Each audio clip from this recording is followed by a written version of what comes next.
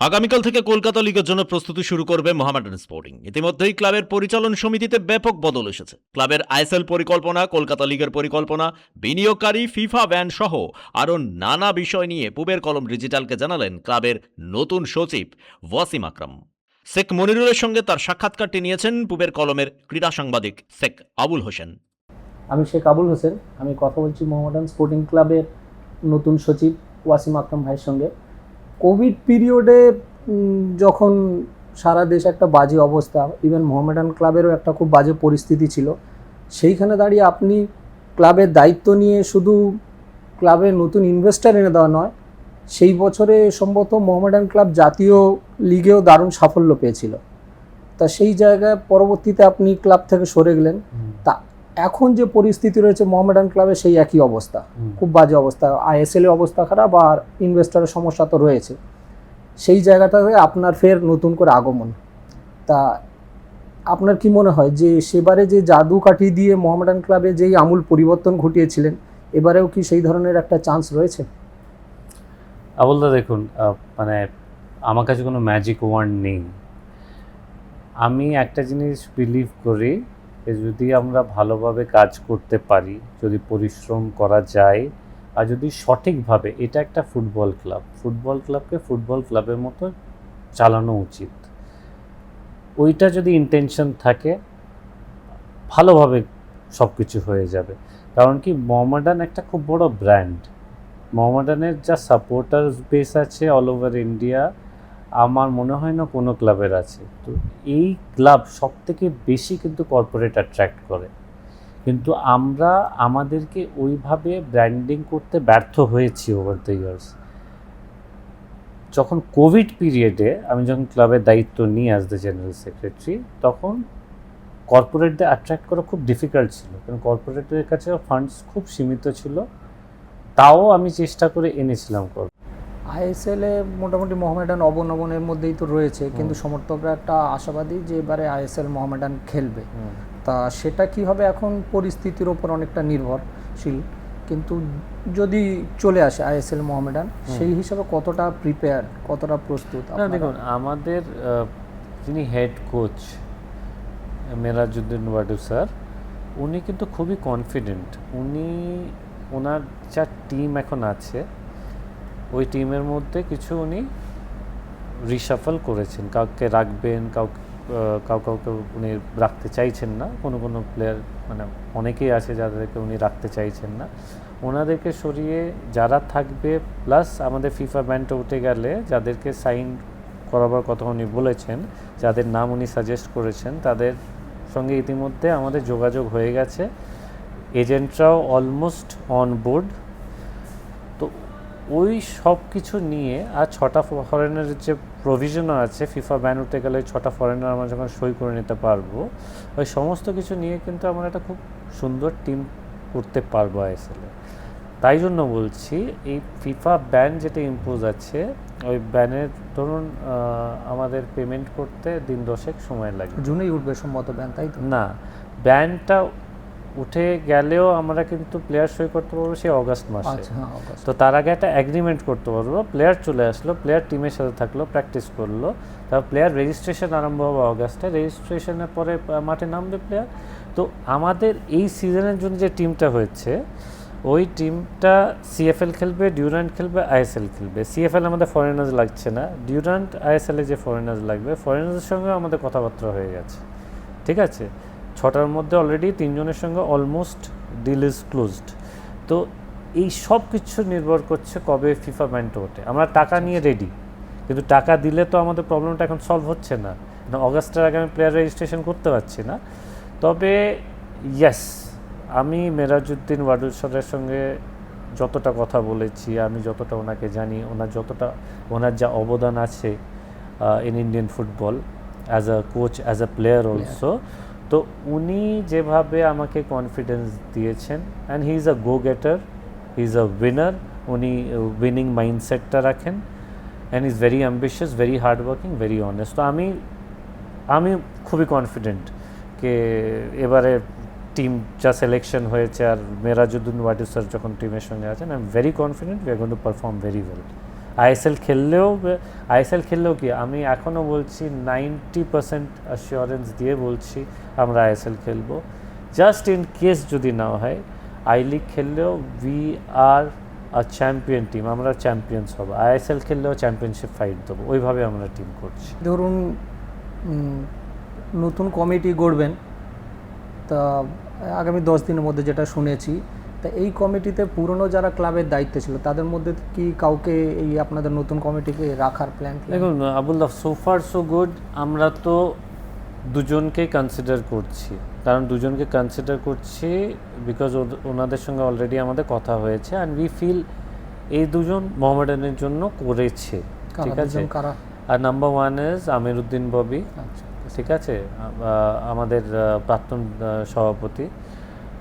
উনি ক্লাবে অনেক অনেক ডোনেশন এনেছেন তৎকালীন গভর্নমেন্ট থেকে। যখন আমাদের ইনভেস্টাররা ব্যাক আউট করে, তখন আমিরউদ্দিন ববি, মমতা ব্যানার্জি আমাদের যে প্রাক্তন মুখ্যমন্ত্রী, ওনার সঙ্গে মিটিং করে ক্লাবে মানে প্রায় 12 থেকে 15 কোটি টাকা উনি ডোনেশন করিয়েছিলেন, নাহলে ক্লাবের অবস্থা আরও খারাপ হতো। এক সেকেন্ড হচ্ছে এই যে আপনি ক্লাবের এই অফিস ইনফ্রাস্ট্রাকচার দেখছেন, আমার তো মনে হয় গোটা ভারতবর্ষে এত সুন্দর ক্লাব অফিস কারণ নেই। এটা কিন্তু আমিরউদ্দিন ববির দৌলতেই হয়েছেন। ওনার ভিশনটা কিন্তু অন্যরকম।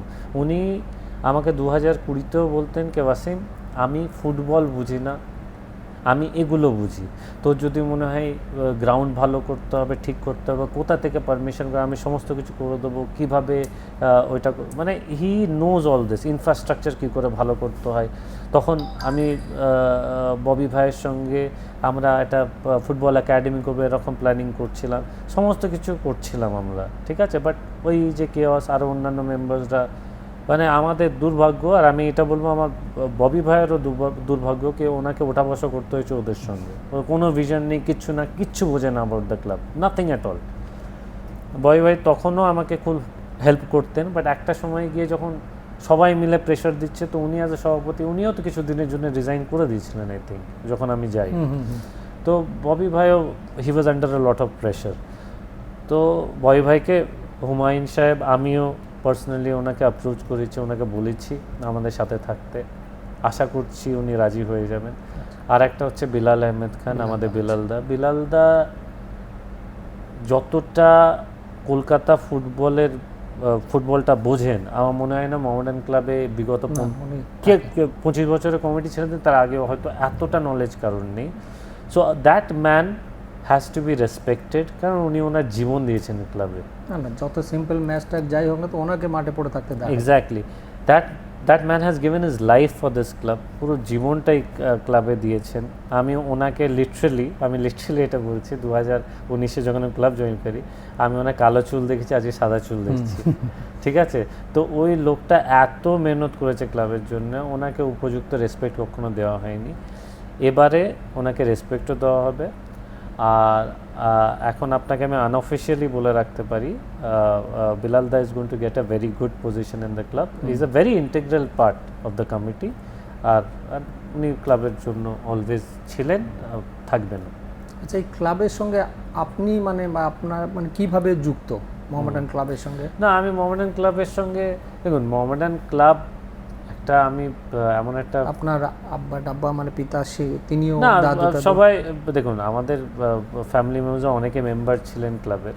বাট আমার ক্লাবে আসা আরম্ভ হয়, আমি ক্লাবে একসময় বন্ধু বান্ধব নিয়ে না ফুটবল খেলতে আসতাম। আর তখন তৎকালীন যারা ছিলেন তার মানে কমিটিতেও ছিলেন, আমার বন্ধু বান্ধবদের মধ্যেই ছিল ওরা। তো ওদের ফ্যামিলি তখন ক্লাব কন্ট্রোল করতো, তো আমি আসতাম ওদের সঙ্গে, একাধবার এখানে ফুটবলে খেলেছি, ওদের সঙ্গে ওটা বসা ছিল, ঘুরতাম বাইরে। তো আমি মানে আলোচনা একদিন বেরোলো কি, আচ্ছা তোরও তো বিজনেস আছে, চল ক্লাবে ডোনেশন দে।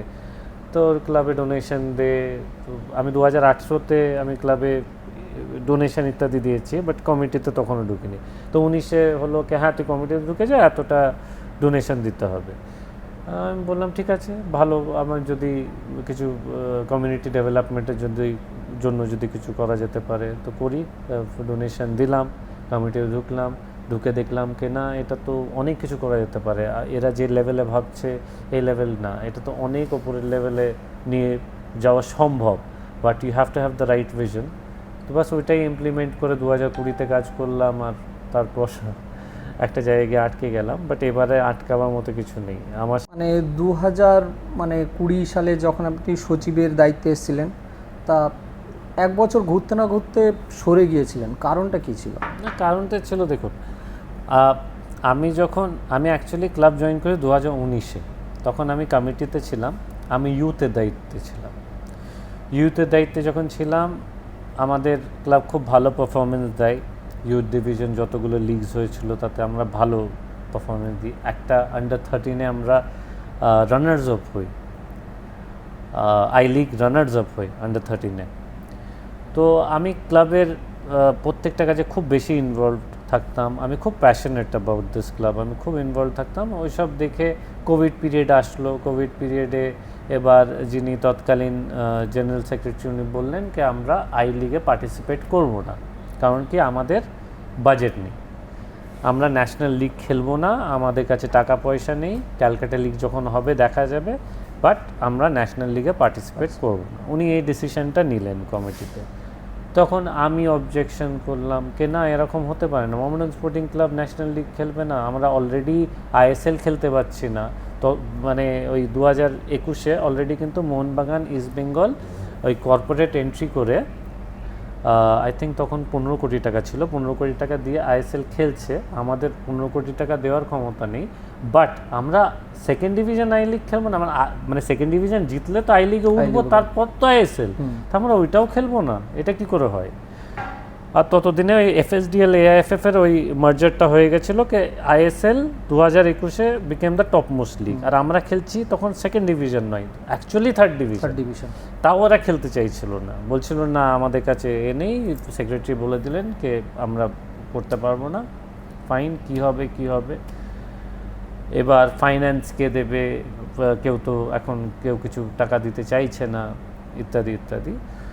তো তখন আমি অফার দিলাম যে না, আমি এই ফাইন্যান্স দিতে পারবো, আপনারা সবাই হেল্প করুন, ইয়েস আপনাদের যা কমিটমেন্ট আছে অতটা না দিয়ে কিছু তো হেল্প করুন, করে আমরা একটা বাজেট করে একটা টিম এমন করি যাতে আমরা জিততে পারি, জাস্ট খেলার জন্য না। কেন একটা অ্যাটিটিউড ছিল, আমি 2019-এও দেখেছিলাম, অ্যাটিটিউড ছিল যে হ্যাঁ আমরা সেকেন্ড ডিভিশনটা খেলবো বাস খেলার জন্য, কে সমর্থকরা কী বলবে, আমাদের মেম্বার্সরা কী বলবে, আমাদের পার্টিসিপেট করতে হবে। তো আমি বলছিলাম না, participation is not the point, আমাদের জিততে হবে, ওরকম একটা টিম করা হোক।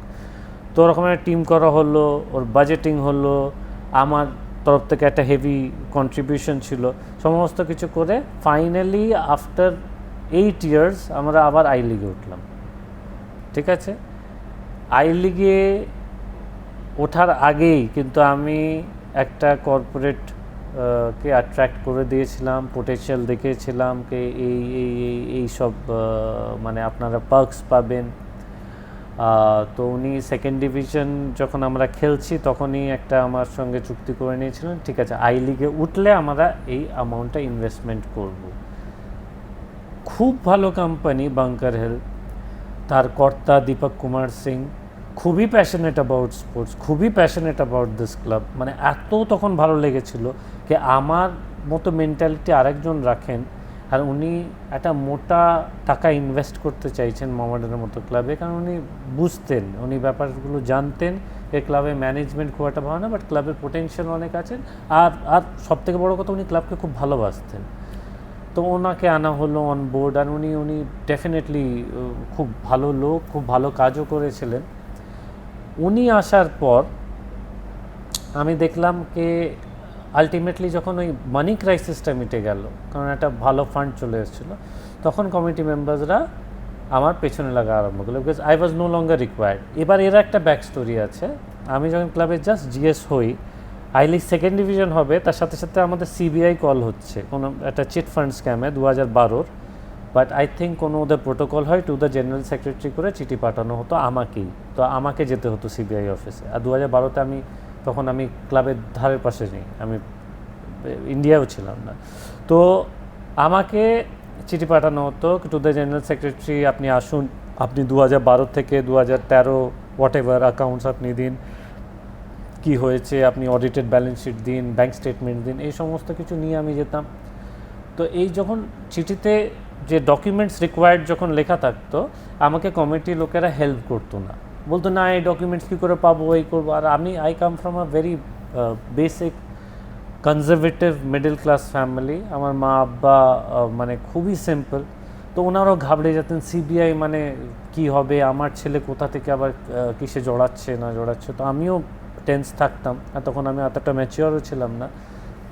তো আমি ওই ডকুমেন্টসগুলো যখন ফাইনালি প্রক্রিয়র করলাম, একটা দুটো কমিটি মেম্বার্স আমাকে হেল্প করেছিলেন, তখন যখন ফাইনালি ডকুমেন্টসগুলো প্রক্রিয়র করলাম, দেখলাম এত ইরেগুলারিটিস ছিল।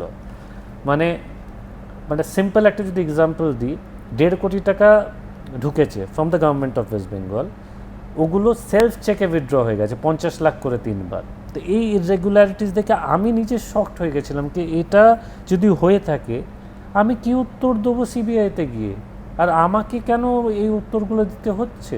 তখন ওনারা আমাকে সবাই মিলে বললেন কি না, তৎকালীন যিনি সভাপতি ছিলেন উনিই সব দেখাশোনা করতেন, আমরা কিছু জানি না, তুমি কি এক্স্যাক্টলি এটাই বলো। কে এনারা কিছু জানেন না, কিন্তু এনারা ক্লেম করেন ওনারা 2001 থেকে কমিটিতে আছেন।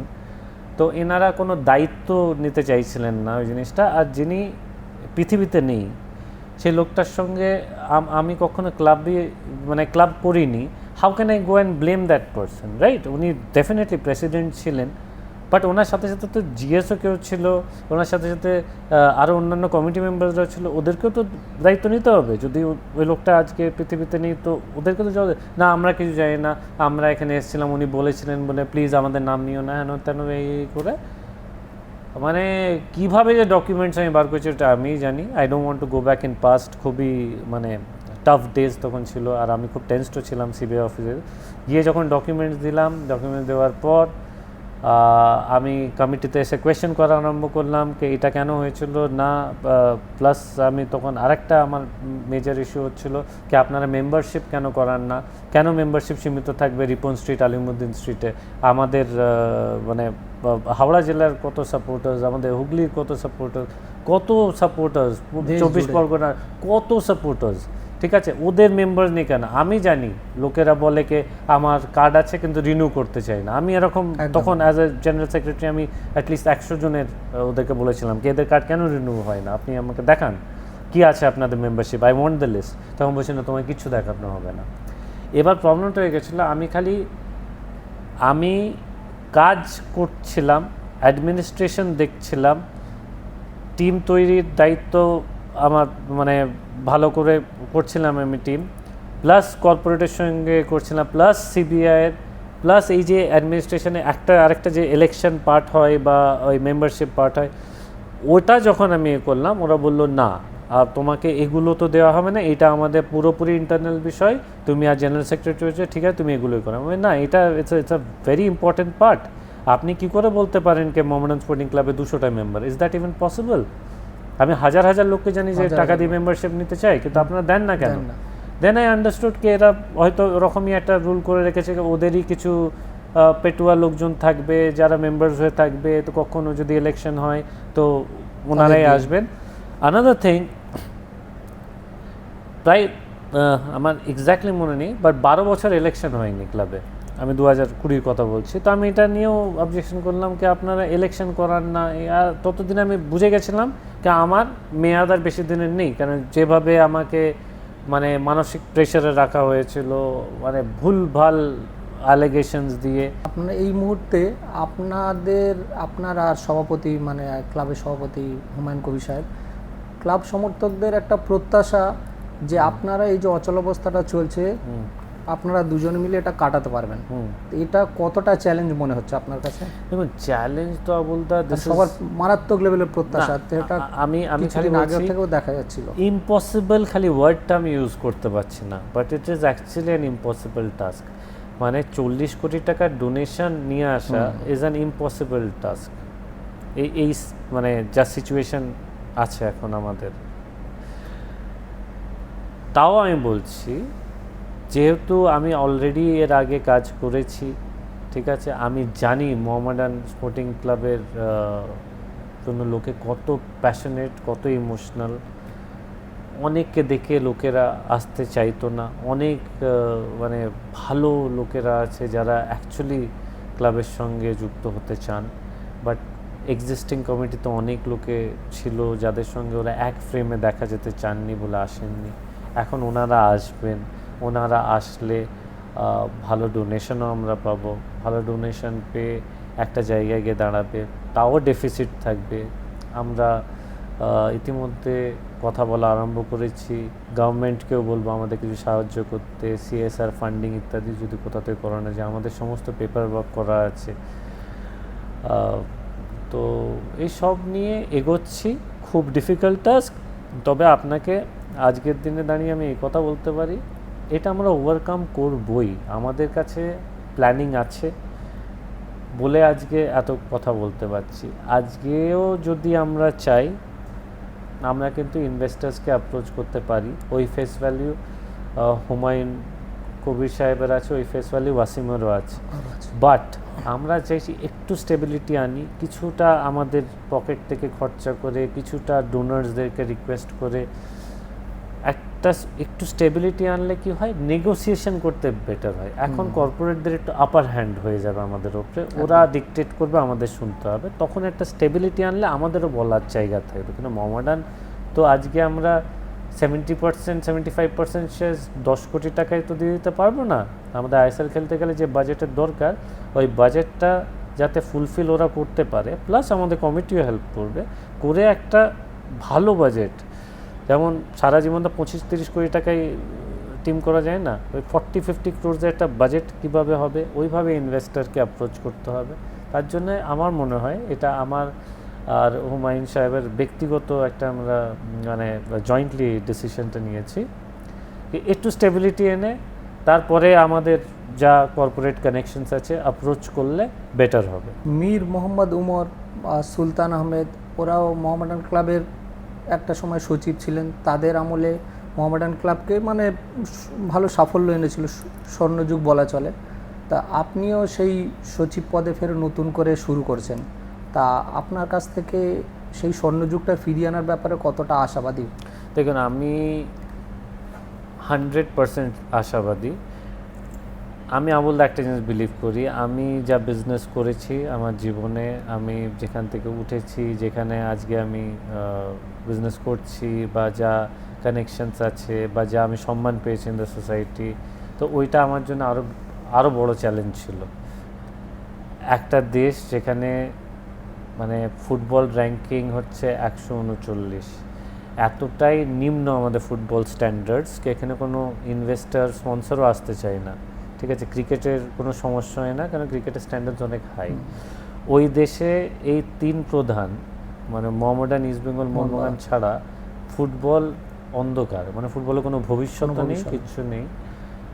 আমরা ইন্ডিয়া টিম, যে বর্তমান টিম আর বিগত ওই 50 বছর ধরে যা ইন্ডিয়ান ফুটবল টিম হচ্ছে, আমরা 70-80% প্লেয়ার্স দিয়েছি, আমরা তৈরি করে দিয়েছি। এই দেশে যার ফুটবল স্ট্যান্ডার্ড এতটা নিম্ন, ওখানে একটা ফুটবল ক্লাবকে বড় করে চ্যাম্পিয়ন করা ডেফিনেটলি খুব ডিফিকাল্ট, বাট ওই অ্যাঙ্গেল থেকে দেখলে অতটাও ডিফিকাল্ট না, কারণ ফুটবল স্ট্যান্ডার্ড অতটা হাই নয় এখানে। আজকে ইন্ডিয়া বলেই আমরা এটা ভাবছি 25-30 কোটি টাকা ইনভেস্টমেন্টে একটা ফুটবল সিজন বেরিয়ে যাবে। ইন্ডিয়ার বাইরে কোনো দেশে এটা ভাবাও যায় না, পসিবল না। We speak hundreds of crores, তারপরে গিয়ে একটা টিম তৈরি হয়। আমি ইংলিশ প্রিমিয়ার লিগেও যাচ্ছি না, মানে অন্যান্য পর্তুগিজ সেকেন্ড ডিভিশন লিগের বাজেট আমার থেকে অনেক অনেক বেশি। তো ওইটাই হচ্ছে, ইয়েস, কর্পোরেট সিস্টেম আনতে হবে। আজকে ওয়াসিমের যা অ্যাডমিনিস্ট্রেটিভ নলেজ আছে, বা হুমায়ুন কবির সাহেবের যা নলেজ আছে, আমার থেকে বেশি নলেজ আছে যারা কর্পোরেটস। আচ্ছা, ট্রাস্টি বোর্ড সহ আপনি, সভাপতি সাহেব, এরা নতুন কার্যকরী কমিটি যে গঠনটা হবে, তা সেই কমিটি গঠনের ক্ষেত্রে কোন কোন জিনিসের উপর আপনারা প্রাধান্য দেবেন? নতুন যে কমিটি হবে, কমিটি মেম্বার্সদের ফার্স্ট অ্যান্ড ফরমোস্ট তারা যেন বড় ডোনার্স হয়, কারণ এখন ক্লাব ইজ ইন ক্রাইসিস। যেই জয়েন করবেন ওনাদেরকে ওইটাই বলা হচ্ছে, প্লিজ আপনাদেরকে এখন ডোনেশন দিতে হবে, ডোনেশন ছাড়া এখন চালানো খুবই ডিফিকাল্ট। আর ডোনেশন ওনারা দেবেন, ইনভলভমেন্টও ওনাদের লাগবে, একা সম্ভব না হুমায়ুন সাহেবের পক্ষে বা আমার পক্ষে, আমারও কাজ কারবার আছে, ফ্যামিলি আছে, আমরা ক্লাব চালাবো। তো ওনাদের ডোনেশন প্লাস একটা ফিক্সড টাইম, ওনারা এসে কোনো একটা ডিপার্টমেন্ট দেখলেন, আমাদের ক্লাবের একটা হকি টিমও আছে, হকি টিমও আমাদের করতে হয়, যার একটা নির্দিষ্ট বাজেট আছে, প্রায় 20-25 লাখ টাকা বছরেও ওটা করতেও লাগে, ক্রিকেট সেকশনও আছে। তো এই সমস্ত কিছু যেন ডিপার্টমেন্টাল ওয়াইজ আমরা ভাগ করে ভালো করে কাজ করতে হয়। Definitely focus will be football নিয়ে তো আমাদের পরিচয়, এইভাবেই তো মোহামেডানকে সবাই চেনে। ফুটবল সিনিয়র টিম সাথে সাথে আমাদের যত জুনিয়র টিমও আছে, যারা আন্ডার-18, আন্ডার-16, আন্ডার-14 আই লিগ বা আন্ডার-21 যে লিগ হোক, সমস্ত কিছু ওরও একটা আলাদা সেকশন করে, প্রত্যেকটা সেকশনে নির্দিষ্ট একজন অফিসিয়াল থাকবে যারা ওই জায়গাটা দেখবে, আর ওই জায়গার ফিডব্যাক নিয়ে ফাইনালি আমার সঙ্গে আর হুমায়ুনদার সঙ্গে কথা বলে একটা ডিসিশনে, আমরা ফাইনাল ডিসিশনে আসব। এইভাবে আমার পরিকল্পনা করছি। বাট রাইট নাও যেটা মেন ফোকাস হচ্ছে কীভাবে ফান্ডিং আনা যায়, আর যারা কমিটি জয়েন করবে তাদেরকে ওই রিকোয়েস্ট করা হচ্ছে আপনারা প্লিজ আপনার যতটা পুঁজি সম্ভব ক্লাবে দিন। কর্পোরেট কালচারটা যতক্ষণ না আসছে আর আমরা যতক্ষণ না এটা ডিটারমিন করতে পারছি কি হ্যাঁ আমরা এই জায়গায় বসে আছি, আমি এই পোস্টে আছি, আমার কমিটি আছে, আমাদের বোর্ড আছে, বাট আমাদের একটা বাজেট করতে হয় ভালো ফুটবল খেলার জন্য, ভালোভাবে ক্লাবটাকে রান করার জন্য। ওই বাজেটটা আমরা কিন্তু আর আগের দিনের মতো চাঁদা তুলে বা পকেট ফান্ডিং করে চালাতে পারবো না। ইটস নো লঙ্গার পসিবল, কারণ football has become a very expensive game না। একটা ভালো দল করতে গেলে, আইএসএল খেলতে গেলে মিনিমাম 30 কোটি টাকা লাগবে।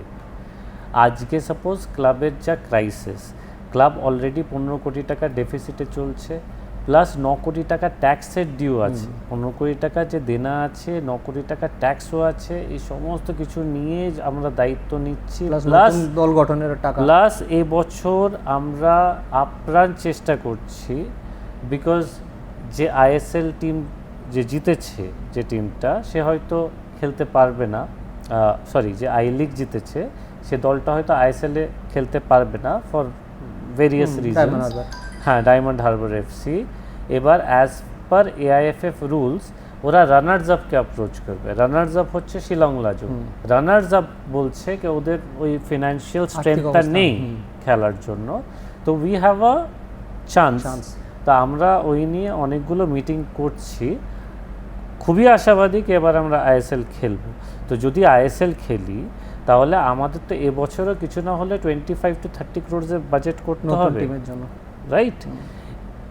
এই একটা বছরের যদি আপনি দেখেন 15 কোটি টাকা ডেফিসিট, 9 কোটি টাকা ট্যাক্স ডিউ অ্যান্ড 25 থেকে 30 কোটি টাকা আরও বাজেট করতে হবে, so that we have a fighting chance to win the tournament. আজকে যদি আমরা একটা ক্লাব চালাই উইথ দিস থিংকে আমরা এটা 27টা প্লেয়ার নিয়ে 11টা প্লেয়ারের লাইন আপ করে আমরা 5টা গোল খাচ্ছি, 6টা গোল খাচ্ছি, ডাজেন্ট ম্যাটার, এটা তো অ্যাটিটিউড হলে হয় না। We have to give a championship fight. ওই দলটা করার জন্য এই বাজেট লাগবে। একটা বছর যদিও আমরা donation, government grant, CSR funding, যত রকম কানেকশনস আছে সব ইউটিলাইজ করে স্পন্সরশিপ সমস্ত কিছু করলেও আমার মনে হয় না ফুলফিল করা যাবে, but still we are hopeful. এই মুহূর্তে দাঁড়িয়ে হুমায়ুন কবির সাহেব উনি অনেকটা টাকা ইন ডোনেশন দিয়েছেন, আমি নিজে আমার পকেট থেকে অনেকটা টাকা ডোনেশন দিয়েছি। আমাদের যতগুলো ওয়েলদি কানেকশনস আছে, যে ওয়েলদি ইন্ডিভিজুয়াল যাদের সঙ্গে আমি ব্যবসা করি, বা হুমায়ুন কবির সাহেব ওটা বসা করেন, বা আমাদের যতগুলো আমাদের কমিউনিটির লোক আছে তাদেরকে অ্যাপ্রোচ করা হচ্ছে। তো একটা ফান্ডিং আমাদের আসছে, ইতিমধ্যে অনেকটা চলে এসছে, আরও আসবে। আমি জাস্ট অ্যাজিউম করছি যে এই বছরটাও যদি আমরা কাটিয়ে দিয়ে ভাবে, বাট এটা তো লাইফ লং সলিউশন না, আমাদের কর্পোরেট ইনভেস্টর লাগবেই। কর্পোরেট ইনভেস্টরের ক্ষেত্রে কী হচ্ছে বলদা, আজকে আমাদের প্রতিবেশী ক্লাব ইস্ট বেঙ্গলের লাস্ট 10 বছরে কতগুলো ইনভেস্টর এসছে আর গেছে, ঠিক আছে? ওদের ক্ষমতা ছিল, ওরা ইনভেস্টরকে আনতে পেরেছে, আবার ক্ষমতা ছিল কি না আমার এই ইনভেস্টার ভালো লাগছে না, আমি এর সঙ্গে কাজ করি না, অন্য কাউকে আনবো, কিন্তু আনতে পেরেছে। লাস্ট 10 years পিরিয়ড যদি দেখো, এক বছরও এরকম যায়নি কি ওদের ইনভেস্টার নেই, অলওয়েজ ওদের ইনভেস্টার ছিল, রাইট? ওদের ক্লাবে 76% শেয়ারস এখন ইমামি নিয়ে আছে।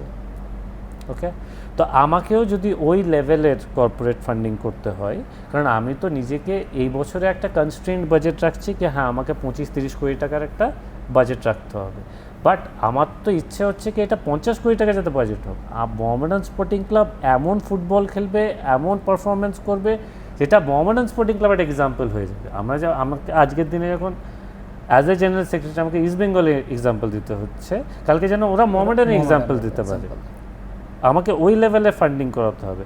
তো ওই লেভেলে ফান্ডিং করতে গেলে আমাকে শেয়ার্স বিক্রি করতে হবে ক্লাবে, আর শেয়ার্স বিক্রি করার জন্য আমাদেরকে কর্পোরেটের সঙ্গে কথা বলতে হবে। এই পরিস্থিতি এমন এতটা ডামাডোল অবস্থা ক্লাবের, আর লাস্ট 2 বছর ধরে যা কেওস হয়েছে, ঠিক আছে, ইনভেস্টার চলে গেছে, তারপরে কমিটিতে ইনফাইটিং, প্লেয়ার্সরা মাঠে নামছে না প্র্যাকটিস করতে, ফিফা ব্যান হয়ে গেছে, the entire team is so unhappy, the coach, যে আমাদের টিমের বস, the gaffer, he's absolutely demotivated. But yes, আমি এখন হুমায়ুনদাকে আমার নেতৃত্বতে পেয়ে খুবই হোপফুল। উনি যেহেতু আমার মানে একটা সাপোর্ট সিস্টেম হয়ে আছেন, আমি ক্লাব অ্যাডমিনিস্ট্রেশন জানি, আমার 100 কনফিডেন্স আছে হুমায়ুনদার উপরে যে উনি এই ক্রাইসিস পিরিয়ডে ম্যাসিভ সাপোর্ট দেবেন, আর আমরা ক্লাবের এই ক্রাইসিস পিরিয়ড থেকে ডেফিনেটলি ঘুরে দাঁড়াবো। আচ্ছা, সামনে তো কলকাতা লিগ, এর জন্য দল গঠন প্রক্রিয়ায় কোনো কিছু ব্যাপার স্যাপার কিছু এগিয়েছে কি সামনে? তো হ্যাঁ, আমি যেটা বললাম সেম প্রসেসেই, ধরুন কলকাতা লিগ স্টার্ট হয়ে যাচ্ছে, আমাদের প্রথম খেলা হয়তো 5 বা 6 জুলাই হওয়ার কথা, তার আগে আমরা একটা 10 দিনের রেসিডেন্সিয়াল ক্যাম্প করছি কল্যাণীতে। তা আমাদের যে প্লেয়ার্স আছে, যেমন আপনাকে বলো রিশাফল করে উনি কিছু প্লেয়ার্সকে ছাঁটাই করবেন, তারপরে যাদেরকে ইনক্লুড করা হবে তাদের সঙ্গে আমরা একটা অ্যাগ্রিমেন্ট করে নেব, আর ওরা প্লেয়ার্সদের সাথে অলরেডি প্র্যাকটিস করা আরম্ভ করবে। যখন আমাদের এই অগাস্টে ট্রান্সফার উইন্ডোটা উঠে যাবে আর আমরা প্লেয়ার রেজিস্ট্রেশন করা স্টার্ট করে দেবো, ও প্লেয়ার্সরা তো অলরেডি এই প্লেয়ারদের সঙ্গে প্র্যাকটিস তো করেছে, ওরা তো জানে। মানে কলকাতা লিগের প্লেয়ার রেজিস্ট্রেশন করতেও সমস্যা হবে? আমরা কোনো রকম প্লেয়ার রেজিস্ট্রেশন করতে পারি না, কারণ আমাদের উপরে ফিফা ব্যান লেগে আছে। আমরা ফিফা ব্যানের টাকা যদি আজকে মিটিয়েও দিই, আমরা অগাস্টের আগে কোনো প্লেয়ারকে রেজিস্ট্রেশন করাতে পারি না। আমাদের যে ক্রিটিক্যাল অবস্থায় এখন আমরা আছি, এটা আপনাকে বলছি বলে আপনি বুঝতে পারছেন, এই টেকনিক্যালিটিসগুলো আছে, আবার তার সাথে সাথে অনেক ব্যাপার আছে। এই ফিফা ব্যানের টাকা দেওয়ার পরেও ওদেরকে এজেন্টের এনওসি নিতে হবে, ওরা এনওসি দিতে একটু অসুবিধা করবে কারণ কি ওদের এতদিন ঘোরানো হয়েছে। তো দেয়ার আর মেনি টেকনিক্যালিটিস ইনভলভড, খুবই ক্রিটিক্যাল কন্ডিশন, বাট ইয়েস হয়ে যাবে, সমস্ত কিছু ইজ ইন প্রসেস, হয়ে যাবে। আচ্ছা, নতুন এই দায়িত্ব নিয়ে এই সমর্থকদের উদ্দেশ্যে আপনি কি বার্তা দেবেন? আমি সমর্থকদের উদ্দেশ্যে একটাই কথা বলবো, আমরা হয়তো we couldn't live up to their expectations. আমি যখন ক্লাবে ছিলাম, দায়িত্বে ছিলাম, ওরা যা চেয়েছিল আমি 1 বছরে সব কিছু পূরণ করতে পেরেছি। আবার দায়িত্বে এসেছি, আমি ওদেরকে এটাই বলবো যে আমরা আবার পারফর্ম করব, আমরা আবার জিতবো, আবার ট্রফি তুলব। আপনারা প্লিজ হতাশ হবেন না, আপনারা সুখে দুঃখে জয় পরাজয় সবসময় ক্লাবের সঙ্গে ছিলেন, ঠিক আছে? আপনাদের পরিশ্রম, আপনাদের আবেগ, আপনাদের ভালোবাসা ক্লাবের প্রত্যেকটা ইটে, প্রত্যেকটা দেওয়ালে আছে বলেই ক্লাব দাঁড়িয়ে আছে। একদম। তবে আমাদেরকে নিয়ে উন্মাদনা, আমাদেরকে নিয়ে প্রচার, এটা আমি একদম পছন্দও করি না। ব্যক্তিগত আমি I am a very media shy person, আমি জেনারেলি ইন্টারভিউ দিই না, আর আমি এটা পছন্দও করি না কেউ এসে এখানে যদি আমার নাম নিয়ে জিন্দাবাদ, যেদিন আমার অ্যানাউন্সমেন্ট হচ্ছিল, আমার এগুলো ভালো লাগে না। আমাকে 20 জন মিলে আমাকে করছে, হ্যাঁ, বা মালা পরিচ্ছে, আমি এগুলো আমার ভালো লাগে না। আমার মনে হয় এই সমস্ত কিছু আপনারা টিমের জন্য করুন। আমাদের প্লেয়ার্সরা কল্যাণীতে এখন থাকবে, ওখানে গিয়ে ওরা যখন প্র্যাকটিস করছে আপনারা গিয়ে ওদের সঙ্গে ইন্টারঅ্যাক্ট করুন, ওদেরকে ওই মোটিভেট করুন। যদি ওরা দেখে কি হ্যাঁ প্র্যাকটিসেই 500টা সমর্থক আছে, তো আমরা খেলা যখন খেলবো তখন 10,000টা সমর্থক হবে, এই জিনিসটা, এই কনফিডেন্সটা ওদের মধ্যে দেওয়া বা এই মোটিভেশনটা ওদের জন্য খুব দরকার এখন, কারণ ওরা কমপ্লিটলি ডিমোটিভেটেড। ঠিক আছে, এই মোটিভেশনটা আমার কোচেরও খুব দরকার। তো সমর্থক আপনারা প্লিজ, আপনারাই হচ্ছেন মোহামেডানের মেন পিলার, আপনারা প্লিজ মাঠে যান, টিমের সাথে থাকুন আর টিমকে এনকারেজ করুন, ইনশাল্লাহ আমরা জিতবই।